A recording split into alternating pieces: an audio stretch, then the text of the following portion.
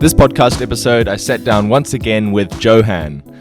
Johan's a Swedish guy, a really awesome dude, and he moved to Salzburg after meeting an Austrian girl. Unfortunately, though, Johan's leaving Austria and he's going back home to Sweden. So we had a really good conversation about what it's like knowing that you're going to go home, as well as some other things. So I hope you guys enjoy. So Johan Thorell. Did I say your second name right? Thorell? Well, you mean my surname? Right? Your surname, yeah, sorry. sorry. The same, second yeah. name is okay, yeah. Thorell. Thorell. Returns, the Swedish bloke. I remember the Yeah. first time I said Swedish bloke and then you laughed because I said bloke. Yeah. Bloke is a nice word. Yeah. Yeah? How's it going? Yeah, it's going good. How? And you? Yeah. Glad to be back, gotta say. Yeah. No, it's all good. Yeah. Bit sad this time because obviously you're leaving Austria, Yeah. Going home. which is a different circumstance. You're leaving on next week Wednesday, right? Yes. Yeah, so thanks so much. I really appreciate it, and you're such a good mate, so it's awesome. And the thing is that I've not yet spoken to like someone who's leaving Austria. I'm always speaking with people that are like trying to live here or trying to move here or are living here for a while. And I have so my question is, what, when you know that you're going to leave this country and you've had an experience here and you've lived here and you know you've built a life here, and now knowing that you're leaving everything behind, is there anything that you can think of that like key takeaways, you know, just often when you reflect back on your time here or you reflect back on anything, you can think of the things, you start to think of things now that you wouldn't have in the moment, right, when you're living here. Yeah. So is there anything that you think of knowing that you're leaving? It's a good question. I mean, there is parts that I feel like I could have done more of being like when I was here. I don't know, but it's like hard because I don't want to be like, oh, I don't want to regret anything because I had a beautiful time here and a lot of good memories, you know, and a lot of good friendships that I made over the time being here that I'm so thankful for. But what has been perhaps now me leaving, what I've realized is how precious this was. Because like when I was here, I did not really understand how much I actually appreciated it until it was somehow over, which is, it's a bit sad, but it's also to me, very beautiful. Because like me now leaving, like all these friends like really have shown so much, like you and, you know, like my other friends, they've like shown me so much compassion and so much like almost like a sadness that I'm leaving. And I have felt so appreciated, you know, by them. So much appreciation, which like when you're here, it's kind of like you're just here and everyone somehow takes you a little bit for granted that you're here. Exactly, right? yeah. And as soon as you leave, you take that away, the opportunity. Everyone's like, yeah, then they kind of understand what they're going to miss. And that's when they really, well, at least for my case now, everyone kind of have come out now and really been like, oh, you're leaving? Like, no way, like you have to stay. Yeah. And which is like, it's been heartbroken, like it breaks my heart, but also makes me so happy because that really affirms or confirms the relationships you've built. Yeah. Yeah. How much we like each other, or like how much the appreciation. Because it's also like for me, I'm also feeling so much appreciation to everyone else then. And I'm just so grateful that I've made these friendships that I know now will last a lifetime, you know? Right. It's weird how you get caught in the moment. I think my whole childhood, I said this to you the other day, I was caught in the moment for a lot of my childhood, you know, and this is it kind of relates because I hit my 21st birthday and I only think of this now more and more every day because I stood in that room and I looked around the entire room filled with 50 or so people were standing there for me, you know, it's my birthday. Yeah. And that like hit me. I was like, oh, like I realize now that all these people that just happen to come and go and say hi and wish me happy birthday and this and that, they actually mean something, you know? Yeah. And it's even more, especially when you go through living in a country that you don't, like living in a new country And like you said, you take for granted these friendships that you meet, you know, these people that you meet, and when you only realize what they mean when you lose them, you know? Yeah. It's crazy. And it's like, I mean, I don't know, but it makes me extremely grateful, you know. And it's like, actually, like I built a life here, you know, which is a crazy thing, you know. You build a life in another country, you know. Yeah. You know, and like when I left Sweden, it wasn't even half as emotional as this is, you Right. know, or like, because also like when you leave your home country, everyone's kind of feeling like, yeah, but you're gonna get back someday, you know, which is true in my case. But everyone's kind of like, yeah, you kind of You belong back, here, like and you'll you be know, here. it's just not like really you parting, but like when you leave a country that you lived in, it's more like, okay, so it's going back now, like, and it feels way more like a parting, even though I try to reassure everyone that I will be back. Yeah. Like I will, even I might not live here again. I don't know where the road takes me, but I mean, I will for sure visit. Yeah. Most definitely. And not just Austria, like you're going to make relationships, and you're probably going to live in different countries around the world, you know. I think that I hopefully will. Yeah. I mean, I think that you think the same. But going off, like, back home and the way that you brought up and your life in Sweden, and now that you've lived here, can you explain a little bit about your experience with the difference in cultures? It's a very like broad question, but maybe you could narrow it down to the, I don't know, traditions and cultures and food and all that sort of stuff, or whatever strikes your mind, really. Yeah, I mean, it's a good question. I mean, of course, there's a lot of cultural difference. I mean, I think there's like, people are pretty similar, I would say, in a sense, but of course, like the specifics of culture is extremely different, because like, for instance, like traditional clothing, I mean, there's nothing similar in Austria contra Sweden, you know, like we look totally different in our traditional clothing, for instance, or like our traditional meals are pretty different. I mean, there is some similarities perhaps, but like mainly different, you know. But I don't know. I don't know if I'm the right guy to ask, because like I haven't really experienced that much of like the whatever is true Austrian culture, you know, like what is the, you know, my picture is still kind of like, you know, up in the mountain with the lederhosen, you know, Okay, like, and dandels, you know. Yeah, I get what you're saying, and you kind of need to basically get into a friend group, an Austrian friend group, a circle where, you know, you have the weddings and the meetups, the festivals and the food and all that sort of stuff, and even the language. Like you kind of, but it's not easy to get into that sort of situation. I mean, the way I see it is, it's like you can come here as a tourist, and you can come and you can live here as a like a real pure Austrian, and they're completely different worlds. Yeah, the tourists come here and you have no clue about the actual, like, it's like you can't even experience the Austrian culture as a tourist, you know. No. You can go and like eat a schnitzel and Stielkeller and sure, tasty, whatever, but you're never gonna like have a schnitzel with 5 Austrian people and have the jokes that they hear and understand the jokes that they hear and stuff like that. So it's a tricky one. I think that takes so long to achieve, or to like, you know, to get to.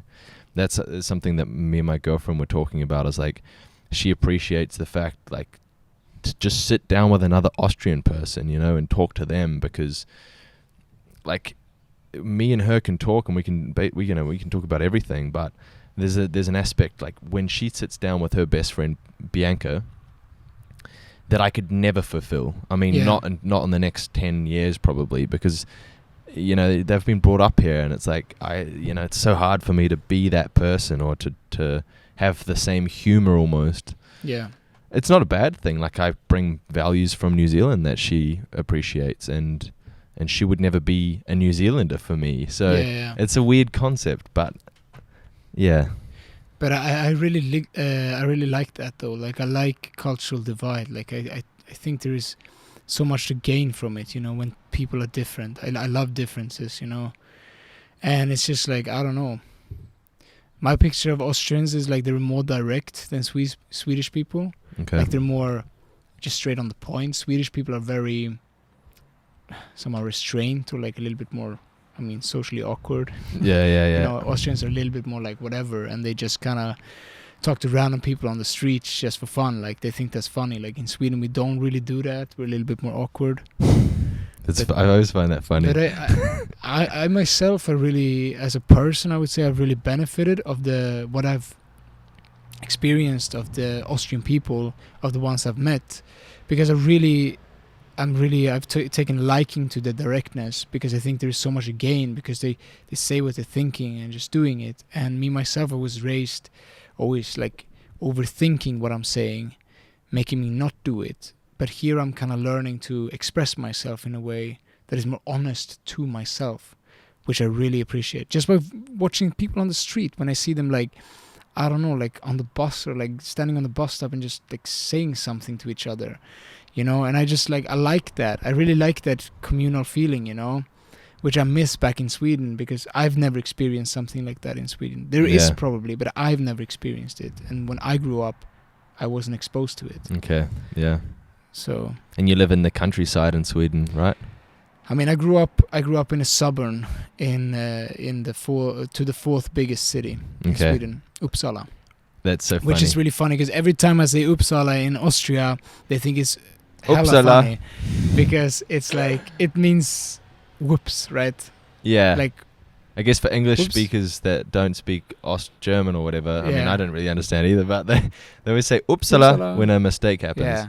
And this is actually a funny story, because I was at the doctor's like a week ago or something, 2 weeks ago, and like she didn't know where I was from or anything, more than like that I talk English, right? Or like I prefer English, because my German is Right. not working, at least at the doctor's, you know.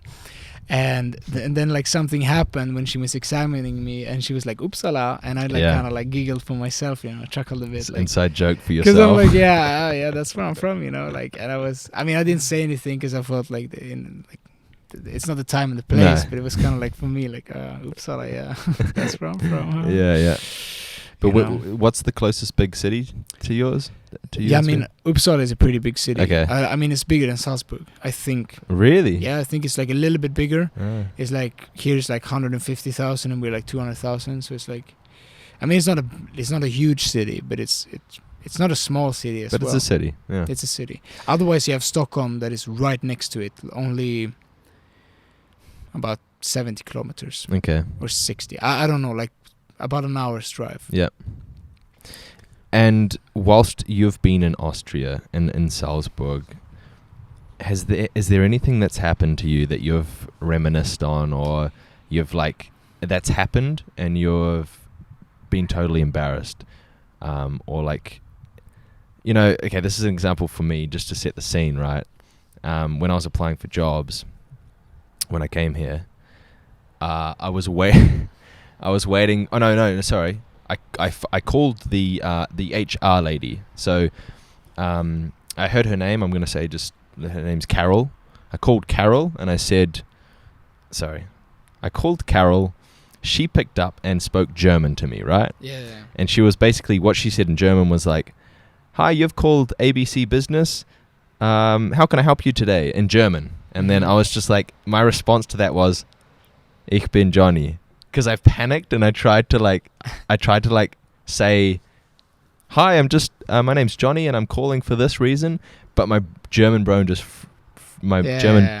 froze, and I said, "Ich bin Johnny," which means, for people that don't understand German, which just means I am Johnny. So basically, she picks up the phone and she just hears, "I am Johnny." Like a bad interpretation of the Shining, you know? Yeah. Here's Johnny. yeah. But I can just imagine that she's just like, "Who's this?" And I'm the candidate for a job. Like, I didn't get the job, so cheers, Carol. Yeah. Name's not Carol, but anyway. But that was the first mistake, you know? Yeah. I have like one time, which I to me, it kind of like similarly, which is like, because I've talked about this before, like in Austria, first of all, like either Austrians have been in Sweden or they want to go, I think we talked about this the last podcast, perhaps. Probably, yeah. I can't remember, but like that's the kind of vibe here. Like either people have been or they want to go, and either if they haven't been there, they want to ask me a bunch of questions about like what is happening in Sweden, or they have been there and they want to tell me about Sweden. They want to educate me. They're like, yeah, do you know about this place? Do you know about that place? And I'm like, yeah, I live there. And they're like, yeah, this is what happened at this place, and they kind of educate me, which I think is really funny and I just enjoy. But one thing they all have, like they always say, is that it's cold in Sweden, or like they ask me, or they tell me, depending if they've been or not. It's like, it's cold in Sweden, or like, is it cold? And I've always thought this kind of funny.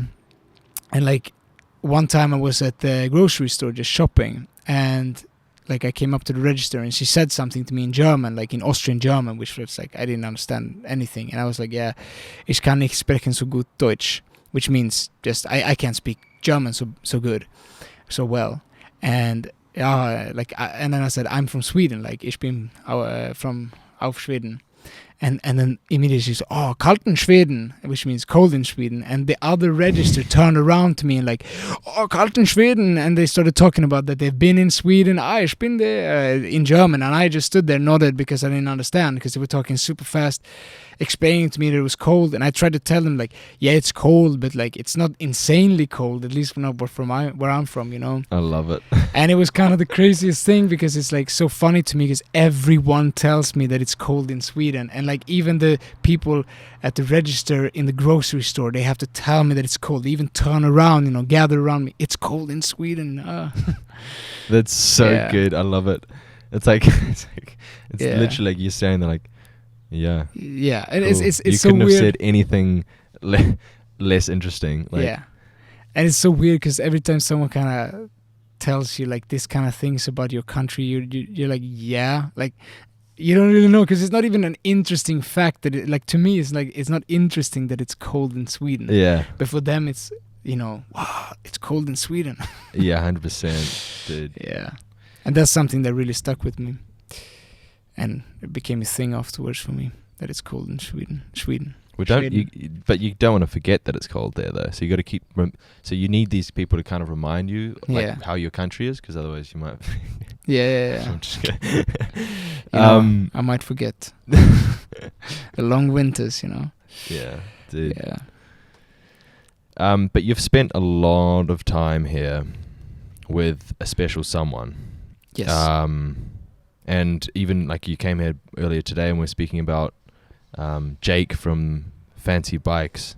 Yeah. And I think this guy needs some attention 100%, because you got to explain this more, but the aspect or the goal of his, first of all, his business, Fancy Bikes, is to basically upcycle bikes. So you take old bikes, you make them into new ones, and that concept's brilliant to me. This guy's not only doing that, and that's sort of his passion, right? But you're obviously in a band with him still. Yeah. Or you were. I mean, you're probably leaving, home, but we were.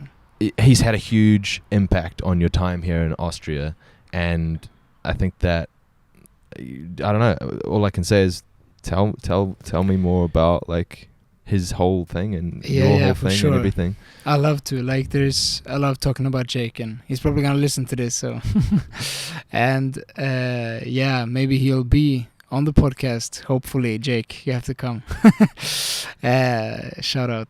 He has a bike shop, and when I talked about him the last podcast I was here, I talked about Jake and his fancy bike shop, which is really cool that he recycles bikes. He takes old ones, makes them new, makes them almost like shining new, you know, like change some parts and makes it just perfect. And like the whole concept is kind of, because so many people, they have this, they buy a new bike every year, right? Like you buy like the newest bike, and not everyone, but like a large there's amount. Like this kind of idea, at least from his perspective as a bike dealer. Like there's a lot of people that buys a lot of new bikes, and almost annually buys a new bike, you know, because like, yeah, we need the newest and freshest bike. However, there's so many bikes out there that's like really good. They just need some love, and he just thinks, or like that's his concept, right, with making the bikes. He takes the old, makes it new, and makes it better, you know, which I totally respect. And he has a whole environmental recycling aspect to this, which is like hats off to this. And now he wants to take this even further. Like he wants to kind of create a movement around this whole concept, and not just, even though like bikes is at the center because he's a bike dealer, but he wants to bring this, just a mindset of, you know, attacking, you know, the consumer idea, you know, like how we consume things with the, what he calls radical fancy, you know, a radical change of how we consume things. Right. And if I sort of understand that correctly, that essentially means to break away from whatever we call the normal right now. Yeah. You know, like you said before, I assume and I think personally that the normal right now is to go out there and buy a bike. And if you buy a bike, a brand new KTM bike, Yeah. then you're going to have more eyes and more attention. And oh, look, Johnny's got a brand new bike, right? Yeah. It makes you feel good, okay? But if you go out there and you go to, for example, Fancy Bikes, you make your own bike, doesn't even matter if it's, you know, where it is. You build something with your own hands. You do it yourself. You have purpose. You choose, okay, I want it to be yellow, or I want this seat, you know? Then you're going to create your own attachment. You're going to appreciate and love this thing more than you would just by going to a store and buying a bike and using it. So for me, this concept is fantastic. And it, like Jake and like you said, this idea doesn't need to stay with bikes. We don't need to stop this idea just with bikes. I mean, obviously that's just one aspect. And I think the idea that Jake has to build this into something bigger, you know, to live your life more like, you know, I don't need this because of society telling me that this is going to, you know, make me look cooler. I don't need this Audi because I'm going to get more friends. You need to live your life more towards what's going to make you happy. You're going to appreciate that bike because you built it with your own two hands. Yeah. It took 3 weeks to build, and you created a connection with the person that sold you the parts and all this sort of thing. And for me, that's like there's something there that the world needs to take hold of more, and that's something that I believe in so much too. Definitely. I think like we have to just move on from this whole like soulless way of just consuming, you know, like we just buy things and then we don't have any sort of attachment to it, and we just keep buying and buying because we never attach anything, and we just keep on this rush on just buying things because it's fun to have new things. However, the most important thing I think about things is not the thing itself, it's everything that is around the thing. Because what I care about the most is not like the actual thing. It's like what's the story behind it, and what I can, you know, what I've done with it, and like why I bought it, or like why. It's not about like having the thing necessarily that makes me appreciate the things I have the most. It's like everything around it, all the experience of the thing, but not the thing itself. But we kind of lost this because we just value the thing, but we don't care about the story why we have it. And that's why we just keep buying new things, because we never get the chance to attach something to it. Yeah. You know, we don't attach the whole history of this thing, you know, which I think is really saddening. And I think of course you should have Jake on the podcast and ask him more like what he actually stands for. But like for me, you know, the radical fancy, I guess, like this is what it should be about. Like really, let's not just buy things for the things. Like let's buy it for, well, let's have things for the story. Let's have it for your personality. Make it you know? Yeah. Because then you don't need so many things, you know? And you can be fine with, or you appreciate the things that is old and has a story, and you upcycle it instead. Yeah. And it's not easy. Like it's not easy to do that with capitalism and this money-driven world. And the reality is that we need money in order to survive. I couldn't have come here. I couldn't have come here, and I couldn't be sitting here right now if I hadn't worked for my money and worked from the age of 16 or 17 like I did in New Zealand.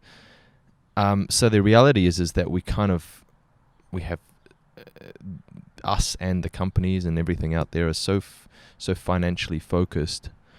But I think there's huge value that comes with just let that rest for a moment. Let the whole idea of capitalism go away and do something that you want to do for yourself almost, without thinking about what other people are going to think of you and where the money is and this and that. Yeah, so 100%. I think we should. It's like we need to find the right, like, where is the value actually? What do we value about life, you know?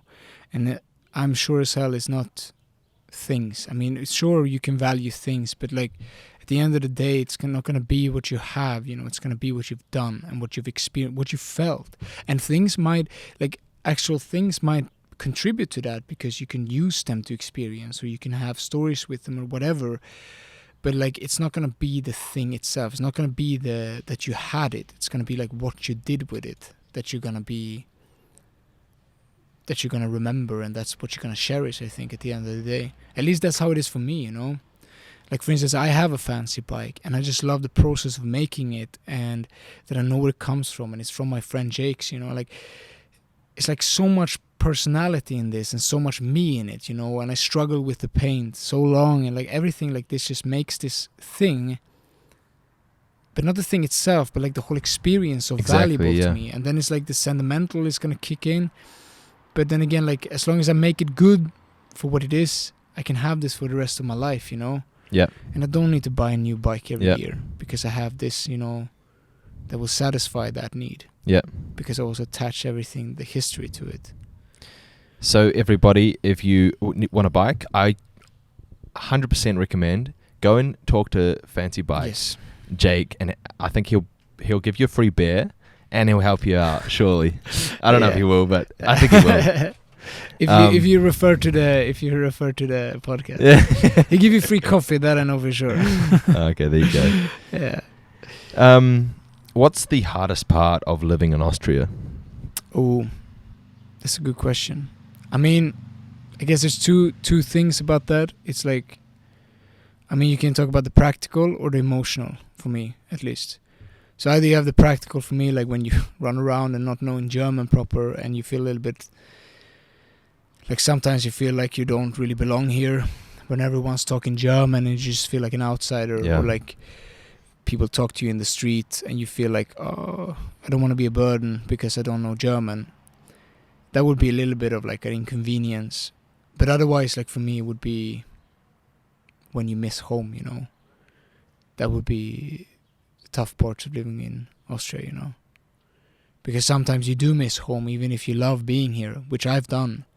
You still miss home at times, or you miss like something at home, not necessarily everything, but like parts of it. You know, you reminisce about your friends or like something you did with your family, and this can be the hardest part. But that, I think, is not just connected to Austria, but that's just connected to not being where you're from, I guess. Yeah. Okay. Do you guys have like Viking fights and stuff? Is that racist? Is that racist? No, not at all. Surely Why would it be is. racist? I mean, Vikings are just a very small group of people from like a time period of Swedish history, you know. So that's not. Do you consider yourself a Viking? Not at all. I'm not a Viking in any sense. I mean, because the Vikings don't exist anymore. Like, it's like, you know, it just doesn't exist. And the funny thing is, like, I think like less than 5% of the Swedish population was like Vikings at a time, you know. So it was not like a common profession. No. As it's been portrayed, like everyone was a Viking, everyone and like went Swedish, everywhere and just took over the world. Like, and I calmed down. Like, I mean, I don't know exactly the specifics. You have to ask an historian. So I don't want to make like any historical claims because I don't know. But I've kind of like heard it. It's getting blown out of proportion because we think it's so cool to be a Viking, you know. Which, yeah, it was just a small. Most people were just peasants, you know, like the rest of the world. But yeah, we have like these kind of like camping, like, you know, not camping, but like kind of festivals or like camps where you like Viking themes, and like people sell things that look like the Viking would have made it from those times, like the Thor Hammer necklaces, and you know, you can buy a little helmet or something with the horns or whatever. They have like this tent, and there's some beardy guy like standing and like, oh, I'm a Viking, you know. Just for the money, Yeah, for the kids also. Like, I remember as a kid, I went a lot of times we went to these kind of things like medieval/Viking, because that's kind of got intertwined, you know. Which is really fun actually. And we always had like, you know, this red stone. There's like this red stone. Ruby? Nah, we call it bärnsten. Okay.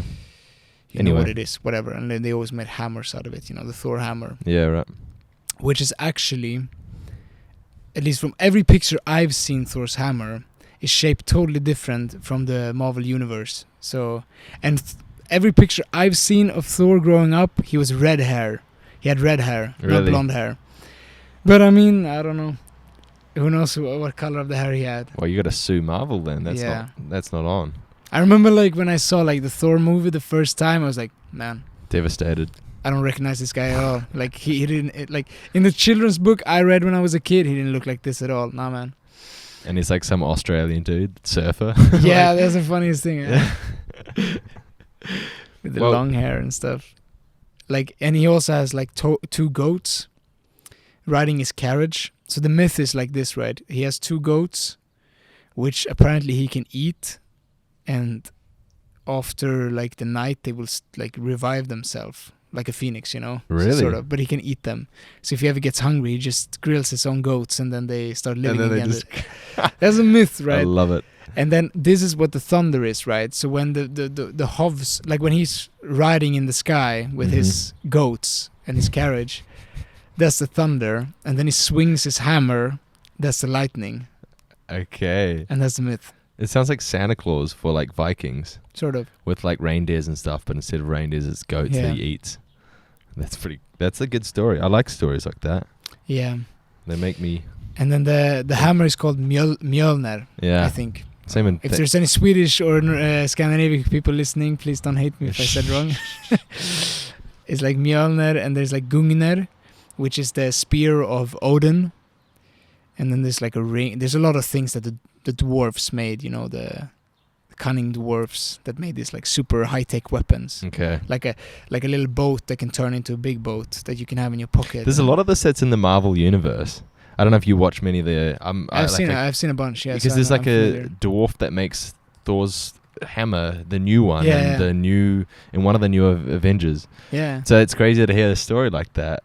I didn't know that. But I mean, they kind of took this and then like they made it more. But Right. I think it's cool that they actually took the dwarves, because Yeah. like, for me, when I grew up, we read a lot of, like my parents read a lot of books about Norse mythology, and this kind of stuck with me a lot. And I loved always, like when I was a kid, like young, I liked to play that I was one of the gods, doing all bunch of stuff, fighting giants and Yeah. everything, I also used to think I was like a teenage Ninja Turtle, Yeah. and I used to like steal my mum's knives from the kitchen. And like one day she said to me like, "Johnny, do you know where the knives are?" And I just stood there with a red face like, "No, Mum." And then I went and found them that I left in the garden, and then I brought them back and put them in the kitchen. It's like, "Oh, the knives are back. Wonder how they."